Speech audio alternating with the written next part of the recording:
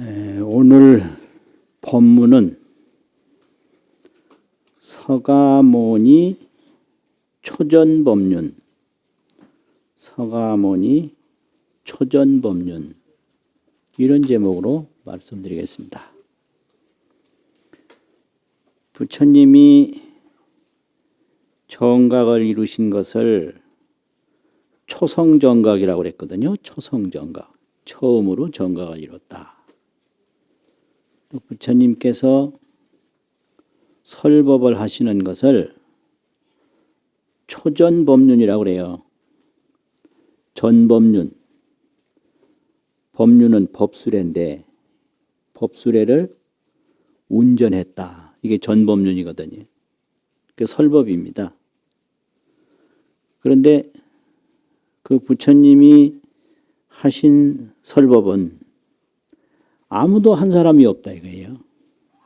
이 초전법륜이 무슨 의미가 있는가? 부처님이 깨달았다라고 하는 것은 부처님이 이 세상에 태어나신 거예요. 그걸 불보가 형성됐다 이럽니다. 삼보 중에. 그럼 불보 형성이 어디서 됐느냐? 보리수나무 밑에서 불보가 형성됐죠.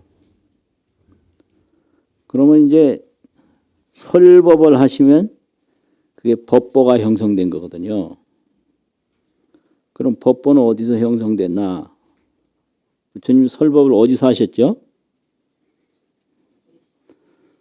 녹야원이라고 그러죠. 녹야원. 네. 녹야원에서 이제 초전법륜을 하셨으면 거기가 바로 법보가 형성된 곳이에요. 그러면 그 부처님의 설법을 듣고 오비고가 깨달았다고 그러잖아요. 그러면 오비고가 깨닫는 것과 동시에 승보가 형성된 거죠. 승보. 그래서 녹야원에서는 법보와 승보가 출현을 했고 보리수나무 마갈따국, 보리수나무 밑에서는 불보가 출현을 했다. 이러므로 부처님 설법은 그렇게 중요합니다. 그래서 이제 처음으로 정각을 이루시고 아무도 설하지 못하신 법을 부처님이 처음으로 말씀하셨기 때문에 초전법륜이다 이 말이죠. 그러면 그 초전법륜이 처음 시작돼서 평생을 하시는데요. 평생 일생을 통해서 설법을 하시는데 그 일생 설법이 그 의미가 뭔가? 부처님의 이 생애는 이 공타 자리, 자기의 이익이 공타, 다른 이와 함께하는 생활이에요. 자리가 스스로 이롭게 하는 거잖아요. 그 스스로 이롭게 하는 것이 공타, 다른 사람과 함께하는 자리가 돼요. 또 이타도 마찬가지예요. 이타도 공자 이타, 자기와 함께하는 이타가 되는 거예요. 그래서 설법을 쭉 하신다는 것은 부처님의 생활이 쭉 이어지는 거고요. 부처님의 생활이 이어진다는 것은 설법이 계속된다는 거죠. 이게 공타자리요. 아까 뭐라 그랬지 또? 공자이타다. 공자. 그래서 이 수행 중에 교화 수행이 있어요. 이건 대승불교에 와서 가르치는 건데 그게 교화득도. 이 교화를 계속해서 하면 도는 저절로 형성이 돼요. 이게 교화득도입니다. 교화를 통해서 자기 도가 저절로 이루어져요. 이게 바로 공타자리가 되는 거거든요. 공타자리. 또 또 부처님이 설법하시기 전에 수행을 쭉 하셔서 깨달음을 얻으셨잖아요. 그래서 그 수행과 깨달음이 공자이타가 되는 거예요. 공자이타. 그러니까 부처님 생애는 깨닫기 전에 수행 정진하신 거나 깨달은 후에 설법하신 거나 같은 거예요, 이게. 공타 자리가 이제 성도하기 전이라면 성도한 후에는 잘못했나? 성도한 후에는 어떻게 돼요? 성도한 후에는 공타 자리고 성도하기 전에는 공자이타가 되는 거죠. 공자이타. 이게 같은 거예요. 그러니까 부처님의 생애에는 수행정진이나 대중설법이 이게 동일한 생활이 되는 거예요. 이게 분리가 될 수가 없는 거죠. 그런데 부처님이 평생 법문을 하셨는데 법문한 게 과연 뭐냐? 법문한 핵심이 뭐냐? 이건데요. 그걸 뒤에 정리하기를 연기법 해탈로 이렇게 정리를 해요. 부처님이 여러 해를 통해서 많은 설법을 하셨지만은 거기에 아주 근본 핵심은 연기법을 말씀하시고 해탈로 해탈하는 길, 해탈하는 길을 말씀하셨다. 그 부처님이 이루신 건 해탈이에요.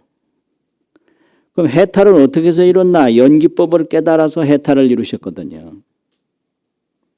그래서 연기법 해탈로 그것이 부처님 설법이다 이 말이죠. 그래서 부처님은 아무리 많은 말씀을 여러 곳에 하셔도 언제나 내용은 연기법이요 해탈의 길이다. 그 외에는 말씀 안 하셔요. 그래서 해탈에 방해가 되는 질문을 누가 하면 입을 딱 닫아요. 그러니까 이게 말을 안 하는 것도 부처님의 대단한 설법이거든요. 이걸 무기설법이라고 그러는데 기록할 수 없는 설법. 이 말 안 하는 거 이거 참 좋은 거예요, 이거요. 말하는 것. 그럼 부정도 아니고 긍정도 아니고 글쎄요 이 말도 있는데 부처님은 글쎄요 이런 말은 없어. 없는데 말을 안 해버려. 이 무언이라는 게 이게 무서운 또 설법이거든요. 그러면 왜 어떤 때 무언을 쓰시느냐? 해탈에 방해가 되는 질문을 하면 말씀을 안 하세요. 그 연기법에 어긋나는 질문은 말씀 안 하세요. 그래서 항상 부처님은 연기법, 해탈로 그게 일상설법이다 이 말이죠. 그러면 이제 설법, 법상 연기법, 해탈로가 아주 근본인데 그걸 말씀하시기 위해서 어떤 이 항목, 어떤 항목 그 항목을 불교 경전에서는 법법자 왜 무슨 반야심경에 제법 공상하는 상자 있잖아요. 서로 상자. 그걸 법상이라고 그럽니다. 그 법상. 법의 항목이에요. 그게. 부처님은 내용은 연기법인데 그 연기법을 설명하실 적에 어떤 항목에 말씀을 하셨나. 이런데 이거를 이제 계속 이야기하기를 사성제 12연기 이렇게 얘기를 해요. 사성제 12연기가 그게 부처님이 설법하신 항목이다. 법상이다 이거죠. 이걸 더 이제 사성제를 더 넓히면 37도품이 되는 거예요. 37도품. 그 통도사에 가면 이 경전을 보관했던 해장보각이라고 있는데 그 앞에 37도품을 이렇게 돌에 새겨서 딱 세워놨어요. 근데 그걸 설명은 안 해요. 근데 거기다 새겨놔요. 그게 한국 불교예요. 그러면 한국 불교는 뭘 하냐? 천수경, 예불문, 반야심경 뭐 이런 거죠. 또 관음시식 뭐 이런 걸 하는데 그래도 37도품을 이렇게 돌에 딱 새겨요. 그리고 이게 37을 이거 이제 애우는 방법도 있어요. 한번 보세요. 37을 어떻게 애우면 잘 애우나. 3, 4, 2, 5, 단칠, 척팔 이렇게 외우는 거예요. 3, 4, 2, 5, 단칠, 척팔. 3, 4라는 거는 3항목이 있는데 그게 4개씩 들어가요. 그게 3, 4는 그래서 12가 되는 거예요. 사정근, 사여의족 뭐 이런 식으로 해서 여기에 4항목씩 들어가는 그 항목이 3개다. 이게 3, 4죠. 2, 5라고 하는 것은요. 5항목 들어가는 그 항목이 2이 되는 거예요. 5근, 5력. 그래서 2, 5잖아요. 단이라는 건 하나라는 소리예요. 척이라는 것도 하나라는 소리예요. 척. 단칠. 하나가 7이고 또 하나가 8이다. 그럼 이거 다 합하면 37이 돼요. 3, 4 그러면 10이죠. 2, 5 그러면 10 아닙니까? 이거 합하면 22잖아요. 단칠 그러면 이거 이제 29잖아요. 척팔 8 보태면 37이잖아요. 이렇게 쫙 이렇게 이제 가르쳐요. 이런 항목을 또 요약해서 설법한 데도 있어요. 그게 이제 뭐냐면 부처님 설법은 전부 다 이걸 분류를 해보면 재행무상. 재행무상 다음에 뭐죠? 네. 재법무화. 재행무상, 재법무화. 열반 적적이라고도 하고 정멸이라고도 하고 상관없어요. 열반 적정, 열반 정멸. 이렇게 딱 그래요. 요거 3가지가 아주 부처님 설법의 주 핵심이다. 재행무상, 재법무화, 열반적정. 이 법문은 초기경전에 수시로 나와요. 수시로 나오는데 대지도론에서는 이걸 3가지 법을 표시하는 확실한 말씀이다 그래가지고 법법자 도장인자를 써서 법인이라고 그랬어요. 대지도론에서는 딱 법인으로 딱 표시를 했어요. 그래서 불교에 3종 법인이 있다. 3가지 종류의 법도장이 있다. 이거 딱 지키면 불교고 이거 딱 안 지키면 불교 아니라는 거죠. 그래서 재행무상이라 이걸 얘기하면은 불교고 재법무화를 얘기를 하면 불교고 열반정멸을 얘기하면 불교다 이거예요. 이걸 삼법인이라고 그러거든요. 삼법인이라는 건 이렇게 사성제 12연기 37도품을 이제 그 내용별로 딱 봐서 분리한 거예요. 근데 대승불교에 오면 그렇게 안 하고 일법인을 얘기해요. 대승불교에서는. 이제 초기 불교에서는 삼법인을 얘기하고 대승불교에서는 이게 일법소인이라고 하나의 법으로 다 찍어버려요. 하나의 법도장으로. 그러면 이게 재행무상이라는 게 이게 뭐냐. 재행무상이라는 것은 재행은 이게 제법이 3세 과거 현재 미래 속에서 변혁한다는 거고요. 변하고 바뀌는 게 이게 행이라는 건 변하고 바뀐다 이 소리예요.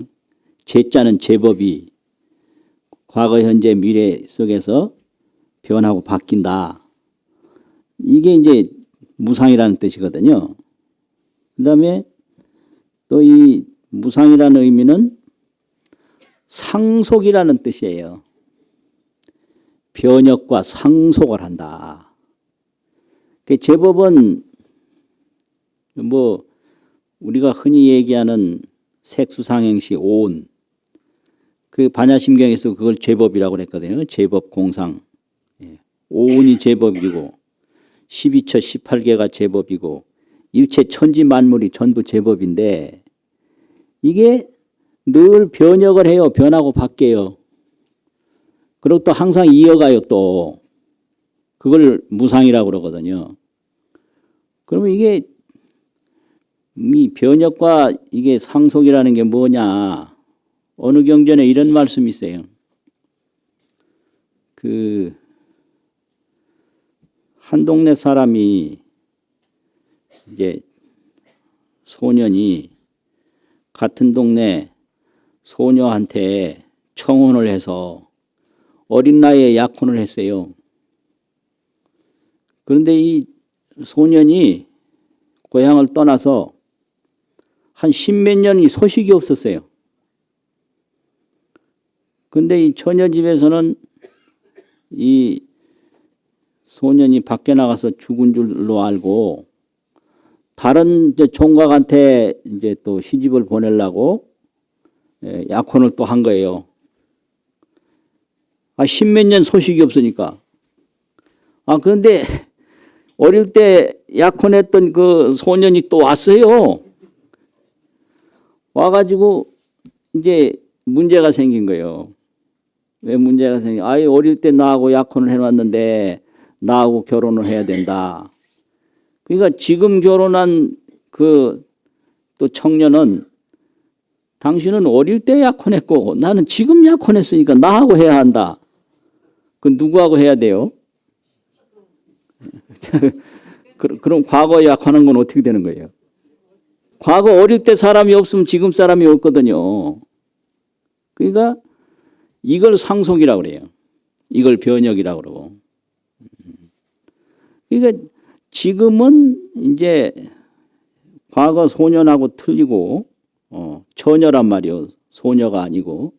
그런데 어릴 때 소녀가 없었다면 지금 처녀가 없는 거예요. 그래서 이게 계속 이어졌다는 거죠. 이어져서 오늘날까지 온 거고 또 변해져서 오늘날까지 온 거다 이게. 우리 몸이라는 게 이래요. 우리 몸이 태어날 때 몸이 아닙니다. 그렇다고 태어날 때 그 사람하고 완전 다른 것도 아니에요. 이게 같은 것도 아니고 다른 것도 아니다. 맨날 이 소리 하는 거예요 이게. 틀림없는 거거든요. 어머니가 나를 낳을 때 이 모습으로 낳지 않았어요. 그럼 어머니가 낳은 그 아이하고 지금하고 다르냐? 다른 거 아닌 거예요. 이게 변혁과 상속이거든요. 이걸 무상이라고 그래요. 이걸. 그래서 같은 몸이라도 하루도 같은 게 없어요. 어제 것이 오늘로 이어진 거예요. 이게 재행무상이거든요. 그런데 재법무화라는 게 이게 하나도 실체가 없어요. 실체가 없는 게 뭐냐? 그런 게 있어요. 수레는 없다. 수레는 간다. 이게 뭔 소리요? 수레는 없어요. 근데 수레는 가는 거예요. 자동차가 밀려온다. 자동차는 없다. 자동차는 없다. 자동차는 밀려온다. 이게 재법무화인 거거든요. 이게 나선비구경에 있는 말인데요. 수레라는 게 뭐냐? 수레는 없다 이게. 그 없다는 게 뭔 말이냐? 요 바퀴가 수레냐? 바퀴와 바퀴를 연결하는 게 수레냐? 뚜껑이 수레냐? 옆에 난간이 수레냐? 다 아니라는 거예요. 난간은 그냥 난간이지 수레는 아니라는 거예요. 그래서 수레를 하나하나 보면 수레가 없는 거예요. 이게 재법무화예요. 그런데 수레는 또 잘 가요. 이것이 무화 상속이기 때문에 이걸 무화윤회라고 그래요. 재법무화, 이게 재행무상. 이게 무화이면서 윤회인 거예요, 이게. 그러니까 이거 생각으로 보면 내가 없는데 윤회를 누가 하나? 맨날 이거 물어요. 아주 골치 아프 죽겠어요. 예. 그러니까 보세요. 수레는 없다. 재법무화거든요. 또 수레는 간다. 이거는 윤회거든요. 없는데 가는 거예요. 이게 재행무상 재범무화라는 거죠. 그럼 이게 전부 연기법이기 때문에 이것이 그대로 재행무상 재범무화가 열반정멸인 거예요. 그래서 재범무화라고 하는 거를 얘기를 하면 그 열반정멸을 딱 깨달으면 그 열반정멸을 깨닫게 하기 위해서 재범무화를 말한 거지 다른 게 아니거든요. 그러고 보면 손가락으로 달을 가리키면 손가락을 보는 게 아니라 달을 본다 이거예요. 재행무상을 말하면 열반정멸을 딱 깨달아요. 열반정멸이라 그러면 열반정멸 바로 깨달아. 열반정멸이라는 말에 머물질 않아요. 이 열반정멸이라는 것은 깨달아서만 얻을 수 있는 거지 다른 방법이 없어요. 그러니까 말 다르고 뭐 그 열반 다르고 그게 아니라 부처님의 그런 재범무화나 재행무상을 듣고 열반정멸을 딱 깨달으면 손가락을 통해서 달을 보는 거예요. 그럼 손가락은 경전인데 달은 어딨나 이러면 아주 우스운 거예요. 그 말 속에 열반이 있는 거예요. 그게 그렇게 되는 거거든요. 그래서 물이 흐르는 것처럼 수류, 물이 쭉 흐르는데 그게 앞에 물하고 뒤에 물하고 또 앞에 물하고 되어 이어져 나가는 거지 그게 한 물이 쪼르륵 가는 게 아니거든요. 우리 몸도 흐르는 물과 똑같은 거예요. 이게 변혁과 상속입니다. 여기 실체는 없는 거예요. 술에 그거 부품 다 헤쳐보면 술에는 없어요. 그냥 바퀴일 뿐이에요. 바퀴는 수레가 아니에요. 핸들일 뿐이에요. 핸들이지 수레가 아니에요. 그러니까 무아윤회인 거예요. 무아윤회. 그게 열반정멸이거든요. 그런데 이게 이제 부처님이 하신 법문이에요. 내용은 전부 열반정멸을 깨닫게 하기 위해서 재범무화, 재행무상을 말하고 이걸 더 이제 말하기 위해서 사성제 12연기 37도품을 말씀하셨다 이거지. 그럼 부처님은 어떤 방법으로 말했나? 삼전 12항이라고 말하는데요. 이게 부처님 설법 방법이에요. 삼전 12항. 그러면 사성제를 말하는데 사성제 설법을 할 때 한 항목에 3번씩 해요. 그게 뭐냐면 한 항목 요게 보일 시자가 있고요. 권할 권자가 있고요. 증명할 증자가 있어요. 이걸 시권정이라고 그래요. 열반이 있다. 이렇게 하는 거예요. 이게 시요. 열반은 정득해야 된다. 이게 권이에요. 나는 열반을 정득했다. 이게 정이에요. 그래서 언제든지 당신의 깨달음으로 증명을 해요. 그런데 부처님 이후에는 부처님 설법으로 증명을 하든지 자기 스승의 가르침으로 증명을 하든지 이제 경전이 유통된 후에는 경전으로 증명을 해요. 그래서 이걸 경정설법이라고 합니다. 부처님 당시에는 당신의 깨달음이 증명해요. 나는 깨달았다 이런 식으로. 이걸 시전, 권전, 정전 이렇게 얘기를 해요. 보여요. 열반이라는 게 있다. 고도 마찬가지요. 괴로움이라는 게 있다. 쥐고 단집 번뇌를 끊고 고통을 알아야 되고 고통이라는 게 있다. 이게 시죠. 시. 또 고통인 줄 알아야 된다. 이게 권이죠. 또 고통은 나는 고통인 줄 알았다. 이게 번뇌는 이제 끊는 거예요. 번뇌가 있다. 번뇌는 끊어야 된다. 나는 번뇌를 끊었다. 도가 있다. 이게 시예요. 도는 닦아야 된다. 나는 도를 닦았다. 이렇게 어떤 항목이든지 보여주고 권해주고 증명해주고 그래서 사성제로 중심이 되니까 삼전 12항이다. 이 항이라는 게 항렬이라는 항자거든요. 그게 순서라는 거죠. 차례, 삼전 12항 이런 식으로 법문을 하셔요. 그러면 이게 삼전 12항으로 하시던 어떻게 하시던 내용은 전부 연기법인데 그 연기법을 이제 설명을 하는데 그 아주 유명한 마승비구라는 비구가 있어요. 마승비구라는 이 비구는 이제 오비구에 속하는 분이고 석가족이에요. 종족이 석가족인데 그 한자로 번역을 하면 말맞자 이길승자 마승이라고 그래요.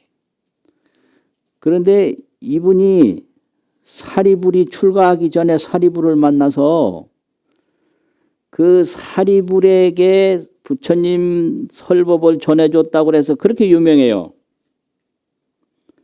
그래서 설법이라는 게 이렇게 중요한 거예요. 사리불도 처음에 부처님을 바로 만난 게 아니라 마승비구의 그 설법을 듣고 부처님을 찾아간 거예요.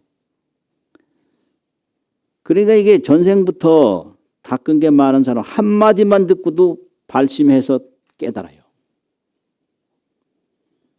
이렇게 설법을 많이 들으면 내 생에는 금방 알아요, 이제는. 그러면 지금이 상속돼서 내생이 되는 거예요. 우리 몸에 수백 대 할아버지가 다 있는 거예요. 이게 계속 상속돼서 이어진 거기 때문에 과거가 오늘날로 상속되는 거지 과거가 단절된 게 아니거든요. 그 마찬가지로 지금도 이제 미래로 다 상속되는 거예요. 그러니까 사리불 같은 경우가 그런 경우예요. 한마디 듣고 그냥 바로 한 거예요. 그 뭔 말이냐? 그 어디더라 이게 불본행집경 제48권에 마승비구의 설법이 있는데 제법은 종인생이요. 부처님은 항상 이런 말씀을 하신다. 모든 법은 인연으로부터 생기고 제법은 종인멸이라 모든 법은 인연으로부터 사라진다. 여시멸여생을 이와 같이 멸과 생을 사문설여시라. 사문 그 당시 부처님을 사문이라고 그랬거든요. 사문은 이와 같이 말한다. 이 말 딱 듣고 사리불이 깨달았어요. 그래서 바로 부처님 찾아가서 제자가 된 거예요.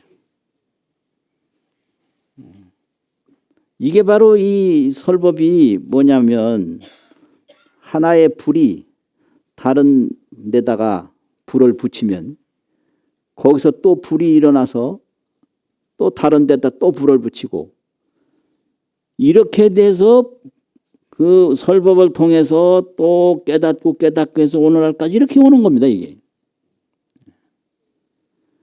그런데 이 강당에서는요, 이 개송을 어디서부터 유래가 됐는지 이렇게 외우지 않고 제법은 종연생이요 제법은 종연멸이라. 아불대사문은 상작여시설이라. 우리 부처님 훌륭한 사문께서는 항상 이와 같이 말씀을 하신다. 이렇게 외워요. 이게 아주 불교의 근본이에요. 모든 법은 인연으로부터 나온다. 모든 법은 인연으로 사라진다. 그럼 여기에는 무아요, 윤회가 있다 이거지. 무아윤회. 그게 윤회라는 것은 무상해서 이게 실체가 없는 건데 그러면서 변혁과 상속으로 계속 이어지는 거예요. 이걸 윤회라고 그래요. 변혁과 상속으로. 근데 하나하나 보면 실체가 없어요. 수레는 없는데 수레가 가는 거예요. 수레 그 부품 헤쳐봐요. 거기 어디에 수레가 있어요. 그런데 이제 뒤에 오면 이 인연법을 아주 세밀하게 설명을 해요. 화엄학에서는 어떻게 설명을 하느냐. 병을 이렇게 하나 만들었는데 그 안에 병 안에 공간이 있어요. 그걸 병공이라고 합니다. 병에 있는 허공이라고.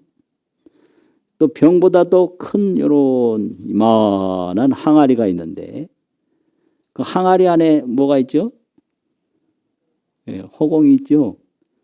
그걸 옹공이라고 그래요. 단지 옹자가 있거든요. 또 집을 넓게 이렇게 지어 놓으면 그 문 열고 들어가면 뭐가 있죠? 방이 나오죠, 방. 방인데 그게 또 공간이에요. 이걸 실공이라고 그래요. 그래서 허공이 병공, 온공, 실공. 그럼 문 열고 나가면 뭐가 있어요? 예? 무변 허공이 있는 거예요. 무변 허공. 끝없는 허공이 있어요. 이 끝없는 무변 허공에서 병을 요만큼 맞는 사람은 병만큼의 허공을 얻고, 항아리 만든 사람은 항아리만큼 허공을 얻고, 집 지은 사람은 그 방만큼의 허공을 얻는 거예요. 그런데 그거 다 어떤 허공이든지 이 무변 허공에서 조금도 벗어나지 않은 거예요.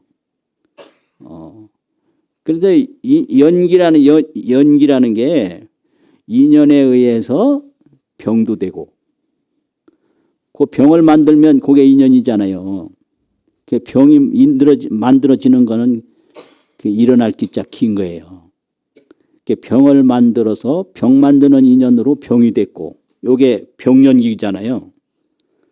항아리 만드는 인연으로 항아리가 됐으면 요게 항아리 연기예요. 또 집 짓는 인연으로 방을 만들었으면 요게 방 만든 연기란 말이에요. 근데 이게 방이 됐든 뭐 병이 됐든 항아리가 됐든 이게 이제 연기인데 이게 실체가 없어요.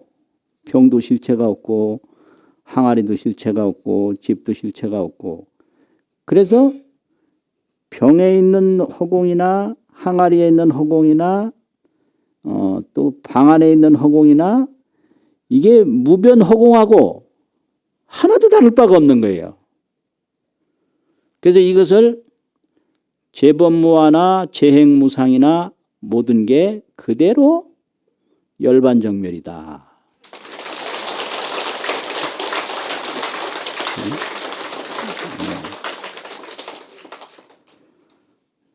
이게 부처님의 가르침이에요. 무변허공은 끝이 없는 거예요, 그냥. 그런데 인연 따라서 병도 되는데 병 안의 허공도 무변허공이에요. 그래서 재범무화가 되고 무슨 뭐가 되지, 뭐 재행무상이 되지만 그게 전부 열반정멸인 거예요. 대승불교에서 그렇게 설명을 해요. 그러니까 우리가 이거 인연에 의해서 이 몸이 됐는데 이게 그대로 뭐예요? 열반정멸인 거예요, 그냥. 근데 몸은 그대로 열반정멸인데 이제 생각이 모를 뿐이에요. 생각이. 그래서 이걸 이제 비유로 설명할 때 왕자인데 몸은 왕자예요. 그런데 밖에 나가서 떠돌이 생활을 오래 해버려 가지고 몸은 왕자인데 생각이 자기가 왕자인 줄을 몰라요. 근데 이 자기가 왕자인 줄 모르는 사람이 금방 왕자 되는 길이 있거든요. 그럼 몸을 바꿔서 왕자 되는 게 아니에요.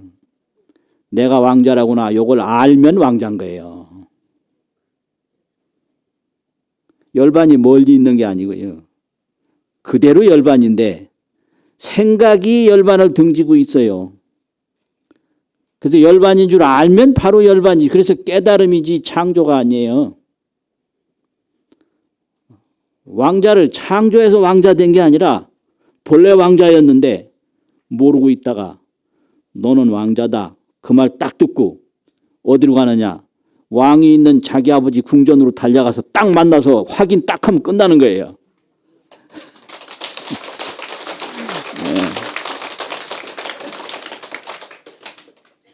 우리 생각이 자꾸 이렇게 망상에 뒤덮여서 열반을 등질 뿐이지 본래 열반이다. 이게 본래 왕자다 이거예요. 오직 모를 뿐이다. 이게 부처님 가르침이에요. 그래서 이런 것인데 부처님 가르침은 이렇게 가르침을 통해서 법보가 생기고 가르침을 통해서 승보가 생겨서 그 부처님의 가르침을 이어받은 분들이 또 열반의 불씨를 계속 전파해가지고 오늘날까지 왔는데 그 처음에 초전법륜 그 설법이 달라진 게 아니에요. 그냥 상속한 거예요. 계속. 끊어진 게 아니고 계속 상속하고. 그 신기하잖아요. 주님이 저 인도에서 그 풀밭에서 설법했는데 우리가 지금까지 설법을 듣고 우리가 깨닫는다니 이게 인연법인 거죠. 그런데 그게 그대로 무아윤회가 그대로 열반정멸이다. 그러면 열반정멸이 뭐냐? 열반해탈이 뭐냐? 마지막으로 한 말씀만 붙이고 마치겠습니다. 어떤 것이 연기법이냐? 연기법 계속 말씀하셨잖아요. 인연에 의해서 병도 되고 항아리도 되고 집도 되고 하는 어떤 것이 연기법이냐? 잘 들어보세요. 무인공산에 수류하게라. 사람 없는 빈 산에 물이 흐르고 꽃이 피더라. 여하시 연기법고 무인공산에 수류하게라. 사람 없는 빈 산에 물 흐르고 꽃 피도다. 여하시 해탈로요. 어떤 것이 해탈의 길이냐? 길에 깃반하고 술에 하반이라. 배고플 기자가 있거든요. 올레자인데 올레자는 어조 사이에 안 새기는 거예요. 길에 배가 고프면. 깃반이라는 건 먹을 깃자 밥반자 밥 먹는다는 소리예요. 어떤 것이 해탈의 길이냐? 길에 깃반하고 배가 고프면 밥을 먹고 술에 하반이로다. 술에라는 건 잠잘 숫자가 있고 올레자가 있어요. 잠이 오면 눈 딱 감는다. 하반이라는 건 눈 감는다는 말인데 그걸 잠잔다 이렇게 해석을 해요. 잠이 오면 잠을 자도다. 다시 한번 할게요. 어떤 것이 연기법이냐? 무인공산에 수류하게라. 사람 없는 빈산에 물 흐르고 꽃이 피도다. 어떤 것이 해탈의 길이냐? 배가 고프면 밥을 먹고 잠이 오면 잠을 자도다. 마치겠습니다.